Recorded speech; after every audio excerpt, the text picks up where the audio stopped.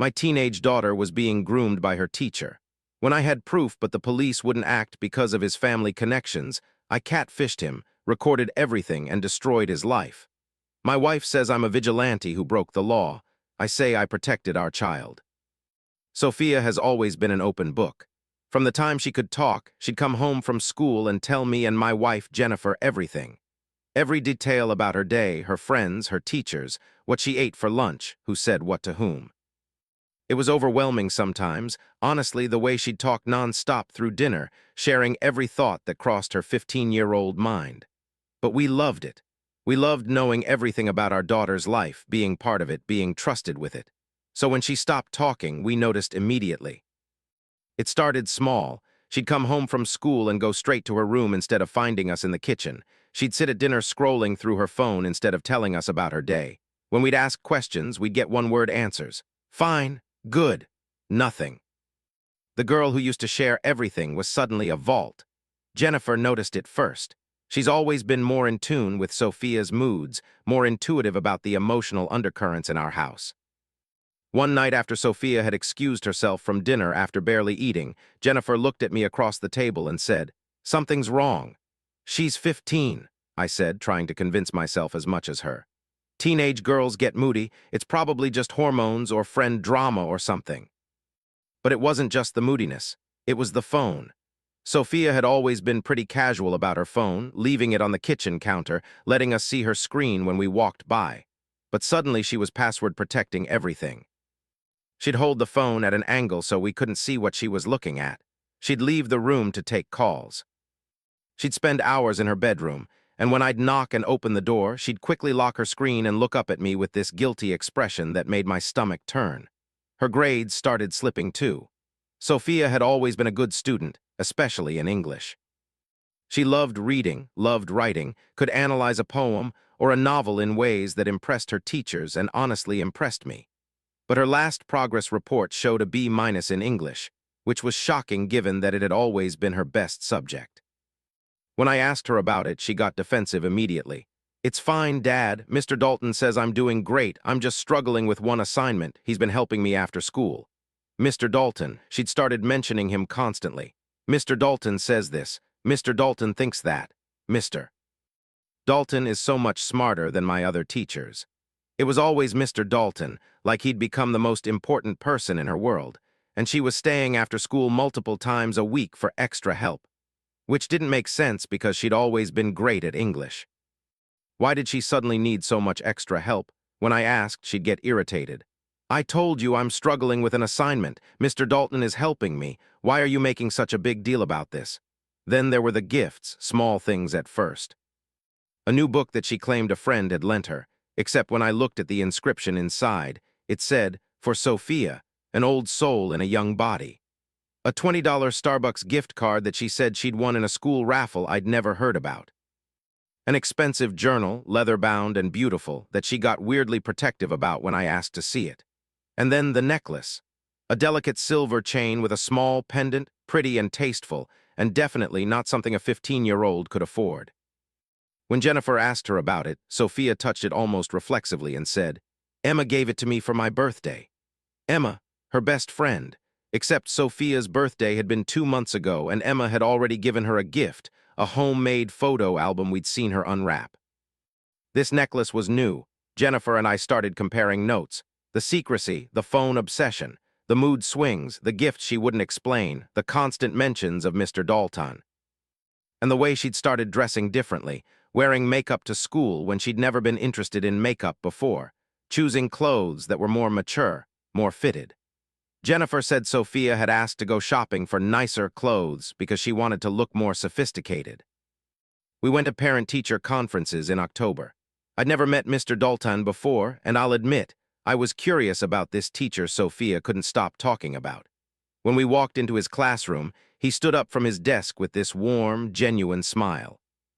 He was young, maybe 28, attractive in that clean-cut way, wore a button-down shirt and khakis, had the kind of presence that probably made him popular with students. The classroom walls were covered with literary posters and student work. Everything about the setup screamed, "Beloved teacher, Mr. and Mrs. Thompson," he said, shaking our hands firmly. It's so great to finally meet you. Sophia talks about you both all the time.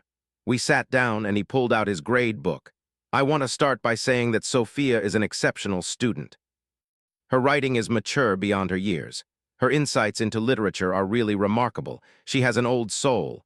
An old soul, the same phrase from the book Inscription. Her grade doesn't really reflect that, I pointed out, thinking about the B-. Ah, yes. She's been struggling with one particular essay assignment, but we've been working on it together after school, and I'm confident she's going to turn in something brilliant. She just needs a little extra guidance, which I'm happy to provide. She's worth the extra time. The way he said it, she's worth the extra time, made something in my gut twist. But he seemed so earnest, so professional. And other parents had told us Mr. Dalton was the best English teacher the school had hired in years. Students loved him. The administration loved him. He'd only been there 1 year but was already being talked about for Teacher of the Year. Jennifer asked about Sophia's participation in class, and Mr. Dalton lit up. Oh, she's wonderful, always engaged, always asking thoughtful questions. She has this special quality, this depth that most kids her age don't have. I can tell she's going to do great things. I'm just honored to be a small part of her journey. We left that conference feeling reassured. See, there was a good explanation. She was struggling with an assignment and her teacher was helping her. The extra time after school made sense. The books and the journal, maybe he'd lent them to her because she was such a good student. Teachers did that sometimes, right? But the secrecy continued.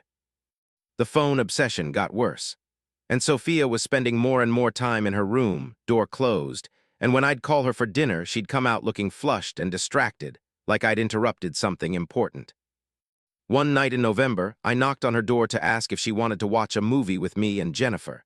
She didn't answer, so I opened the door and found her quickly shoving her phone under her pillow, her face going red. Dad. You can't just come in without waiting for me to say come in. I knocked, you didn't answer. Well, I was busy. God, can I have some privacy? She'd never talked to me like that before, never been hostile, never been secretive. This wasn't normal teenage rebellion. This was something else, something that made the hair on the back of my neck stand up. That weekend, while Sophia was at a friend's house, I made a decision that I knew was a violation of her privacy, but that I couldn't not make. I needed to know what was happening. I needed to know if my daughter was okay. Jennifer was torn. We've always trusted her. We've always given her privacy. If she finds out we looked through her phone. If she finds out we looked through her phone, she'll be mad at us, I finished. But if something's wrong and we didn't look, I'll never forgive myself. Sophia had left her phone charging on the kitchen counter, which was unusual in itself. I picked it up, typed in her passcode, her birthday, which thankfully she hadn't changed, and started looking. The regular messages were normal. Conversations with friends about homework and boys and typical teenage stuff. Nothing concerning there. But then I noticed an app I didn't recognize, hidden in a folder with a bunch of other apps. It was a messaging app I'd never heard of, one of those encrypted ones that teenagers use when they don't want parents finding their conversations. I opened it.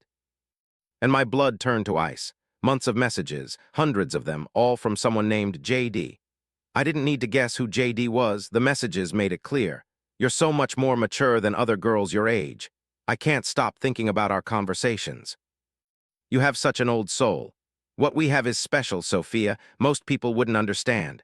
You're beautiful. Has anyone ever told you how beautiful you are? And Sophia's responses. My 15-year-old daughter responding to what was clearly her teacher grooming her. Some of her messages were enthusiastic, infatuated, but some of them showed confusion, uncertainty. Isn't this wrong? You're my teacher.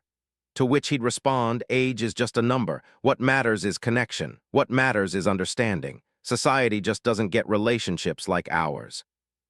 I kept scrolling, feeling sicker with each message. There were photos. Him at the gym, shirtless with the caption, "Wish you were here." Him at what looked like his apartment, lying on a couch with "Thinking about you." Nothing explicitly sexual, but everything inappropriate. Everything designed to make a teenage girl feel special, chosen, mature, and they'd made plans to meet at coffee shops off school property, to study at his apartment. He'd sent her his address. Come over Saturday, we can work on your essay. It'll be our secret place. Our secret place? I felt like I was going to throw up. This was grooming, textbook grooming. And it had been going on for months, right under our noses, while we'd been telling ourselves that the beloved Mr. Dalton was just being a supportive teacher. I took screenshots of everything. Hundreds of screenshots. Then I called Jennifer into the room and showed her. She put her hand over her mouth, tears streaming down her face. Oh my God, that's her teacher, that's oh my God. We spent the rest of that day in this awful limbo. Sophia was at her friend's house until evening. We had hours to figure out what to do. Call the police, confront the teacher, pull Sophia out of school. We kept looking at the messages, kept finding new things that made us feel worse. In one message he'd written, "When you turn 16, everything will be easier. We won't have to hide as much." In another, "You're so much smarter and prettier than the other students. They're children, you're different." The manipulation was so clear, so textbook, so disgusting. And my daughter, my smart, beautiful daughter, was falling for it. She was infatuated with him. She believed she was special, that their connection was real, that this was somehow okay. When Sophia came home that evening, we sat her down. We didn't tell her we'd looked at her phone. We just asked gently about Mr. Dalton. "How's the extra help with your essay going?" She lit up immediately.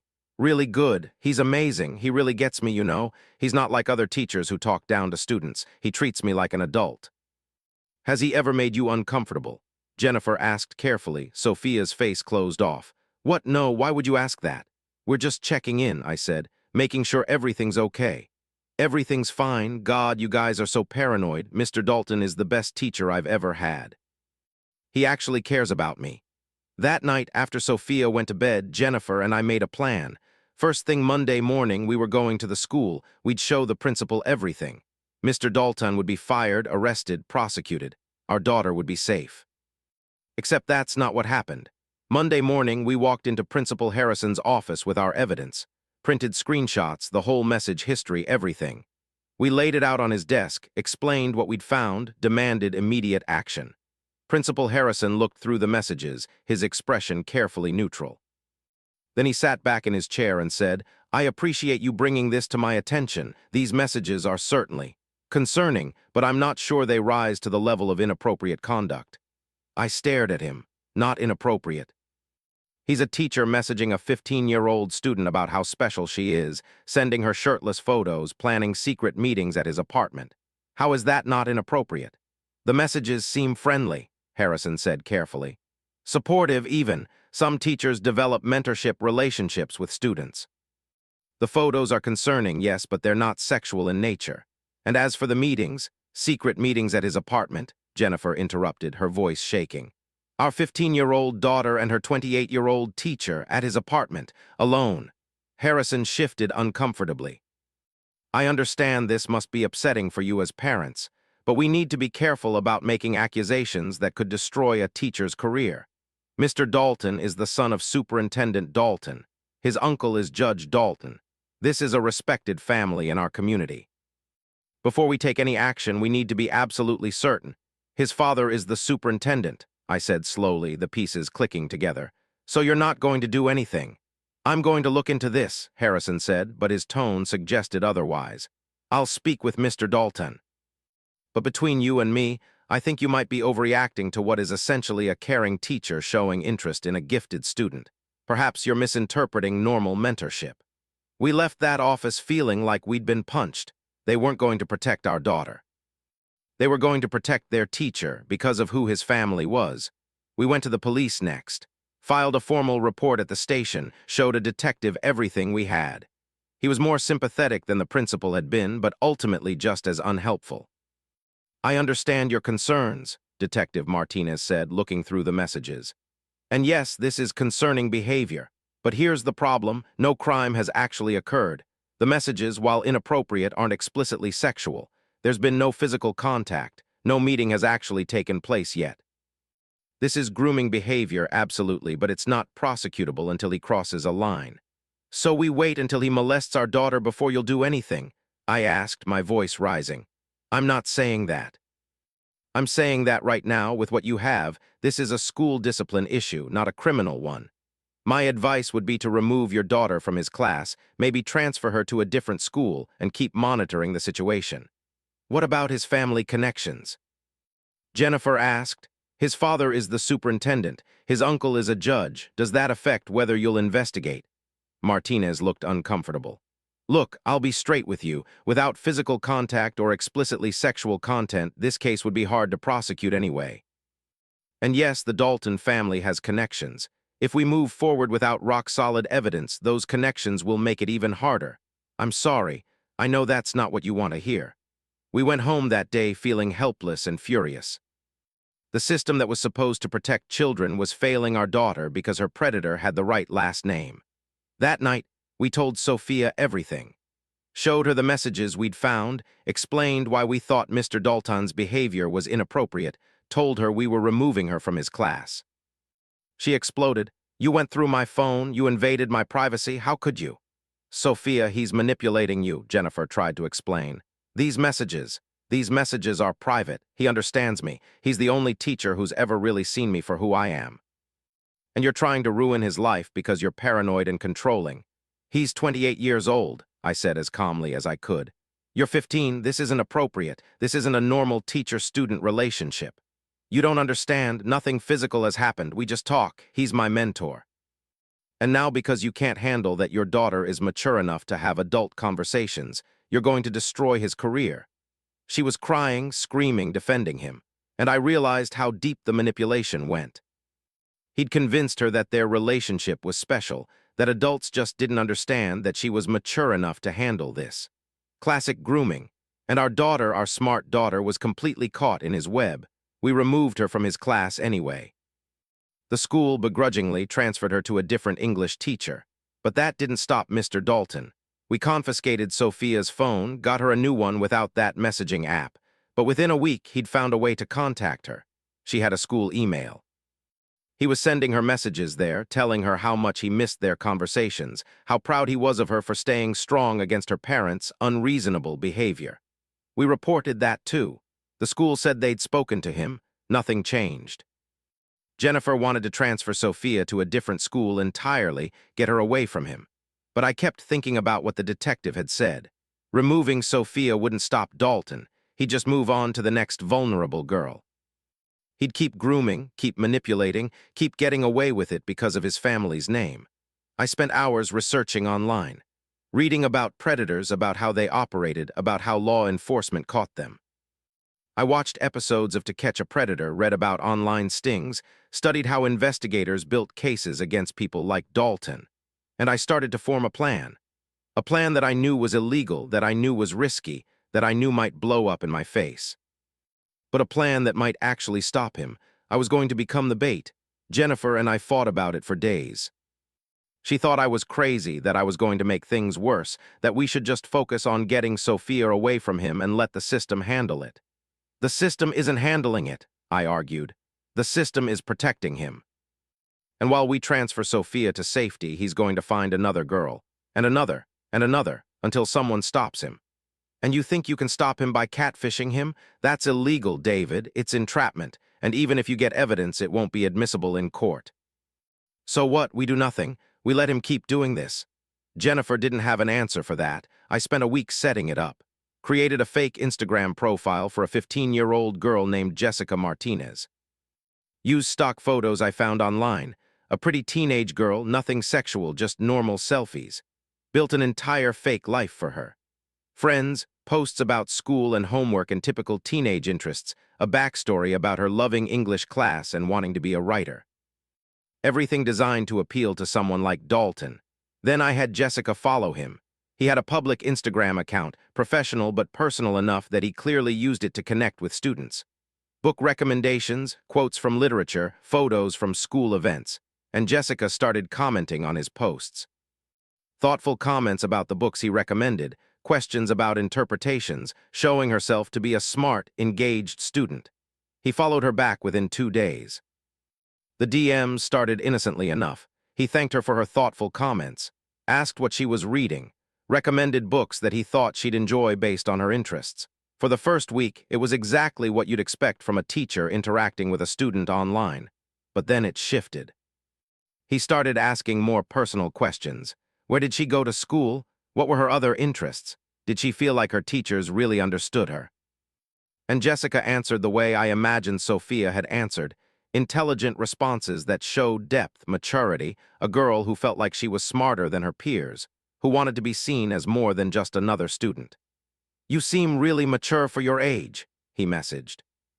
"Most 15-year-olds aren't as thoughtful as you are. Thank you, I've always felt older than I am, like an old soul, you know." An old soul, his favorite phrase, and it worked. He responded immediately. "Yes, that's exactly it. You're an old soul. I can tell just from our conversations. You have this depth that's really rare." Within 2 weeks, the messages were coming every day, multiple times a day, and they were escalating exactly the way I'd expected. I find myself thinking about our conversations all the time. "You're not just smart, you're beautiful too. Has anyone ever told you how beautiful you are? Age doesn't really matter when two souls connect the way ours have." I documented everything. Screenshots of every message, screen recordings of the conversations, everything saved to multiple locations. And I kept responding as Jessica, playing the role of the infatuated teenager who was flattered by the attention of an older, attractive teacher. He sent photos. Shirtless gym selfies, just like the ones he'd sent Sophia. Photos of himself at home, lying on his couch, with captions like, "Wish you were here to discuss literature with me." The innuendo was clear even if the language stayed just barely appropriate. And then came the invitation. "I'd love to continue our conversations in person. Would you want to come to my apartment? We could discuss books, work on your writing. It would be our secret place just for us. I can teach you things they don't teach in school." I stared at that message for a long time. This was it. This was the evidence that he was actively trying to meet with a minor for inappropriate purposes. This was prosecutable, but it was also illegally obtained. I'd created a fake identity to entrap him. Any lawyer worth their salary would get this thrown out of court. Unless I didn't go to court, unless I went public, I told Jennifer everything, showed her all the messages, explained my plan. She was horrified. "You catfished a predator, you created a fake child to lure him. That's illegal. You could face charges yourself." "I know." "And you want to go public with this, expose him? What if he sues you? What if the police come after you instead of him?" "Then they come after me, but at least everyone will know what he is. At least other girls will be protected." We fought about it for hours. Jennifer thought I was being reckless, that I was putting our family at risk, that I was crossing legal and ethical lines that couldn't be uncrossed. And she wasn't wrong. What I was planning was vigilante justice. It was taking the law into my own hands when the legal system had failed. But my daughter had been groomed by this man, and the system had done nothing. The school had protected him. The police had said they couldn't help. And he was still there, still teaching, still having access to vulnerable girls. I couldn't let that continue. I arranged to meet him. Told him Jessica's parents would be out of town, but she was nervous about meeting at his apartment. Could they meet at a coffee shop first? He agreed, eager, already planning what he'd say to convince Jessica to come home with him. I showed up instead. I walked into that coffee shop at 2 in the afternoon on a Saturday, carrying a folder full of printed screenshots.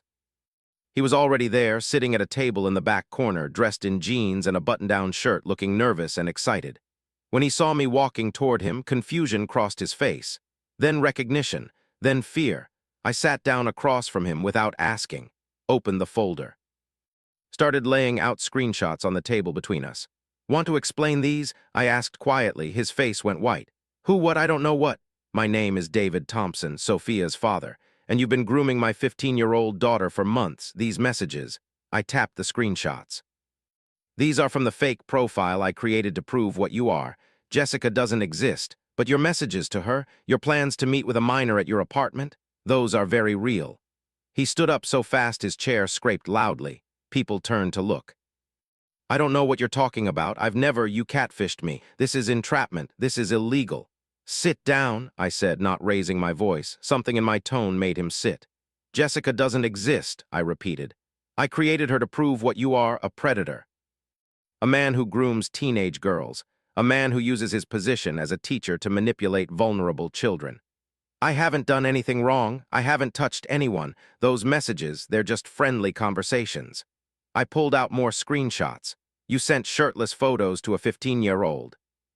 You invited her to your apartment for secret meetings.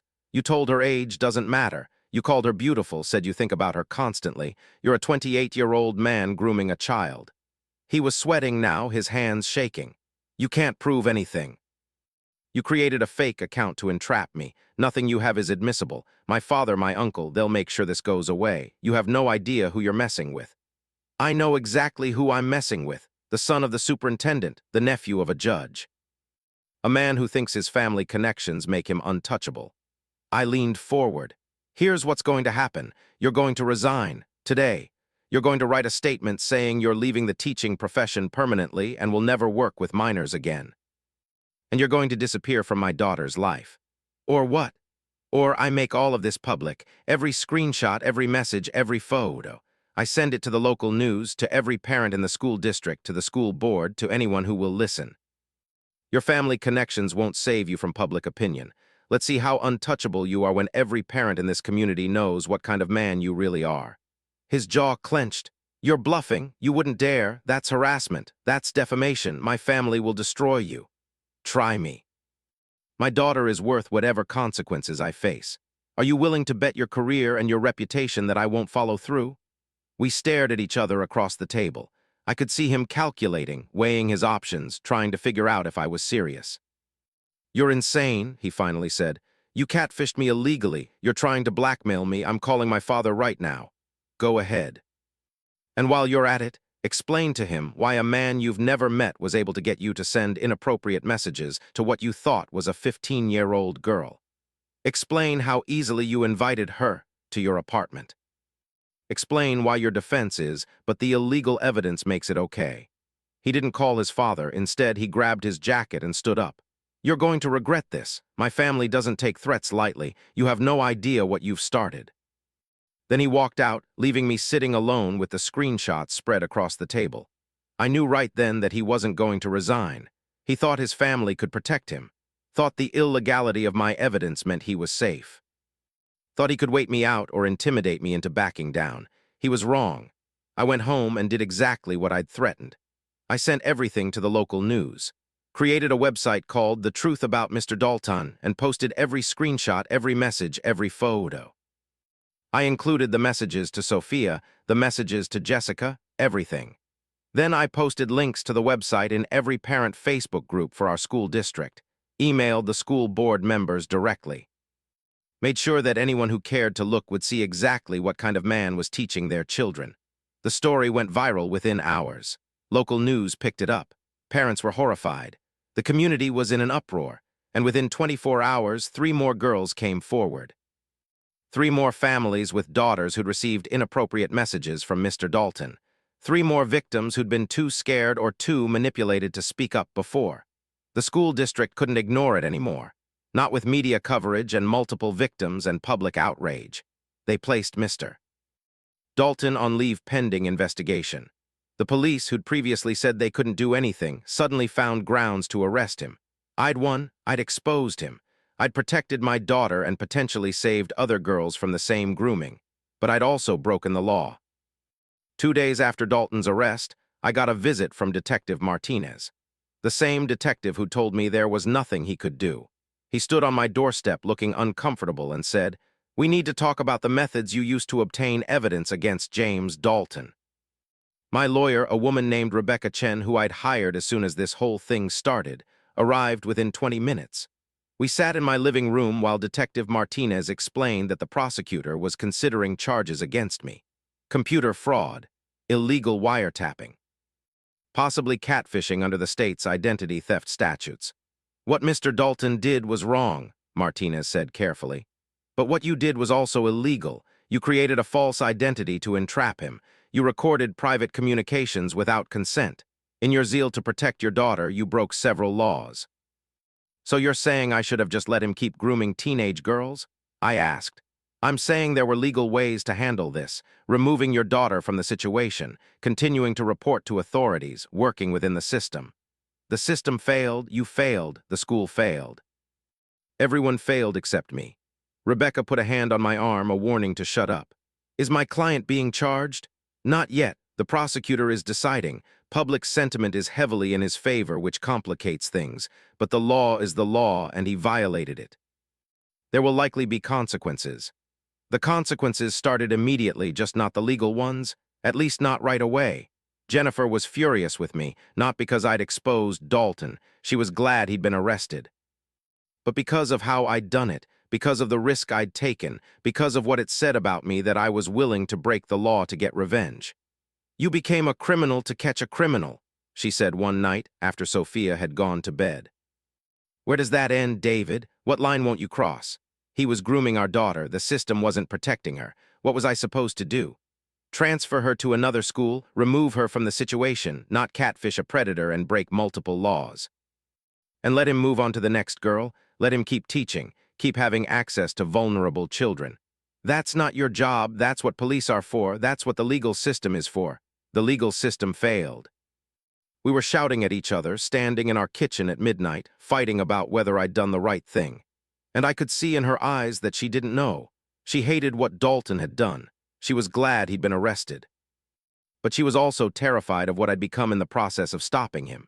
Sophia was in therapy. We'd found a counselor who specialized in grooming and sexual abuse of minors. She was starting to understand that what had felt like a special connection was actually manipulation. That Mr. Dalton had targeted her, used techniques to make her feel unique and mature, exploited her need to feel understood. But she was also traumatized. The public exposure, the media attention, having to process that this man she'd thought cared about her was actually a predator. It was destroying her. And she blamed me for some of it. "I know what he did was wrong now," she told me one night through tears.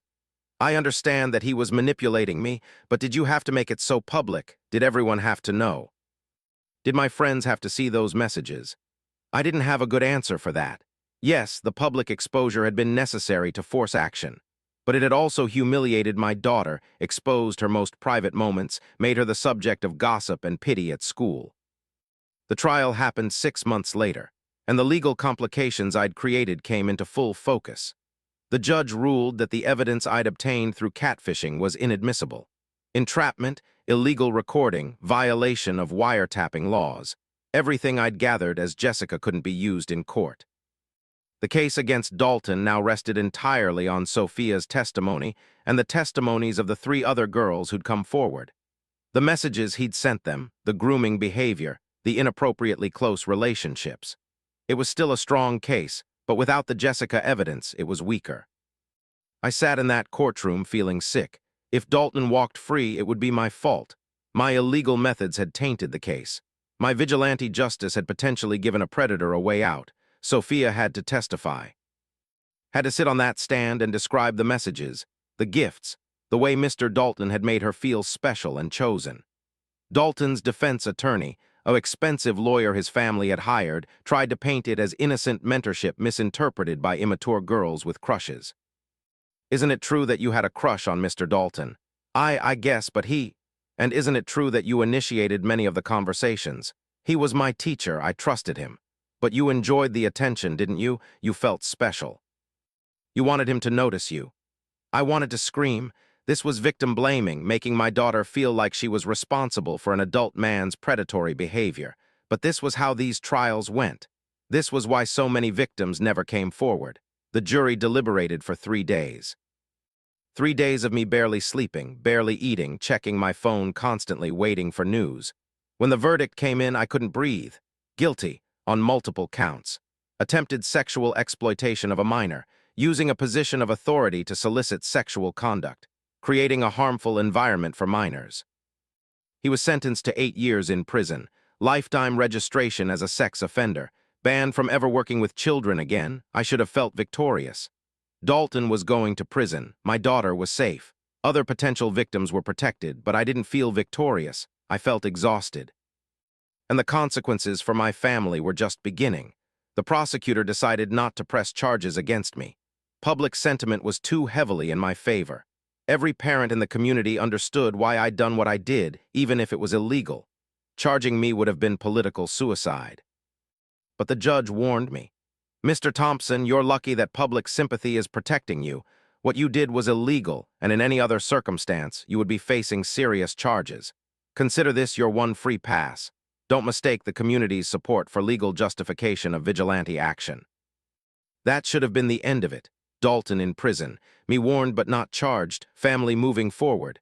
But Jennifer filed for separation 3 months after the trial. She sat me down one evening and said, "I don't recognize the man you've become."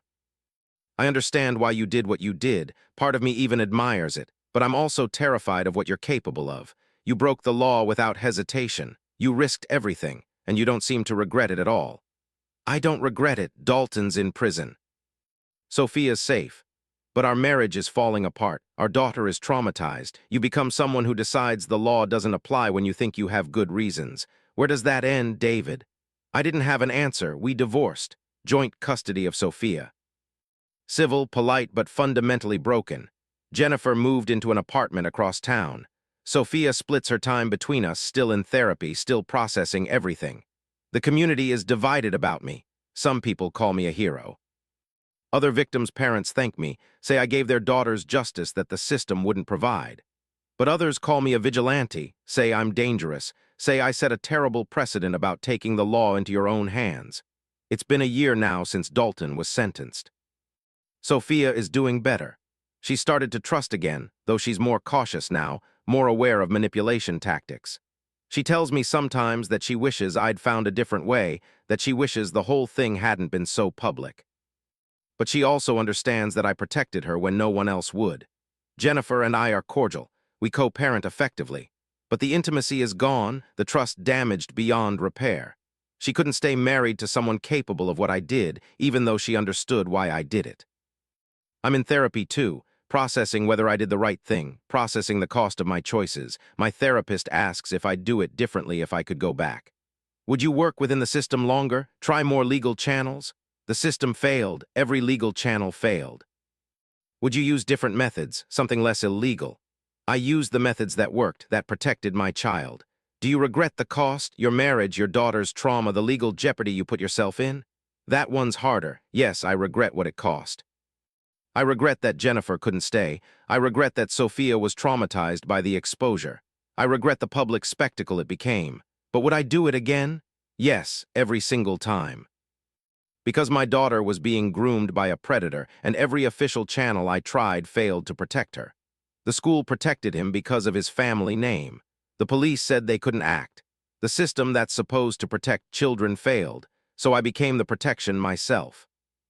I broke the law, I catfished a predator. I entrapped him, gathered illegal evidence, went public when I should have worked within the system. I did everything wrong according to the rules, but my daughter is safe. Dalton is in prison. 3 other girls were saved from his predation. The school district implemented new policies about teacher-student interactions. Parents are more aware, more vigilant. Those outcomes came at enormous personal cost. My marriage, my daughter's privacy, my own legal jeopardy, the moral weight of knowing I crossed lines that shouldn't be crossed. Was it worth it? Jennifer would say no. The legal system would say no. My therapist probably thinks no. Even Sophia sometimes says she wishes I'd done it differently. But I'm a father. My job is to protect my child. And when every system that was supposed to help me do that job failed, I found another way. Judge me however you want. Call me a hero or a vigilante or a criminal. Call me a father who went too far or a father who did exactly what needed to be done. I know what I am. I'm a father who broke the law to protect his child when the law wouldn't protect her itself. And I'd do it again in a heartbeat. So here's my question for you. What would you do? If your child was being groomed and the school wouldn't help and the police said their hands were tied and the predator had family connections that made him untouchable, what would you do? Follow the system that's failing you? Or break the rules to save your child? I'm not asking for absolution. I'm not asking you to tell me I did the right thing. I'm asking you to think about what you'd do in my position, because it's easy to judge from the outside. It's easy to say I should have worked within the system when your child isn't the one being manipulated by a predator. Drop a comment and tell me honestly, would you have done what I did? Or would you have found another way? And if you found another way, what would it be? Because I looked for legal options for months and found nothing that would actually stop him. And if this story made you think, if it made you uncomfortable, if it made you question where the line is between protecting your family and breaking the law, hit that like button and subscribe. I share these complicated, messy stories because life isn't black and white.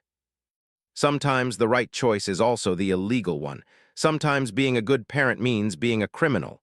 Sometimes justice requires breaking the rules. And we need to talk about that even when it's uncomfortable. Thanks for listening to my story. Until next time.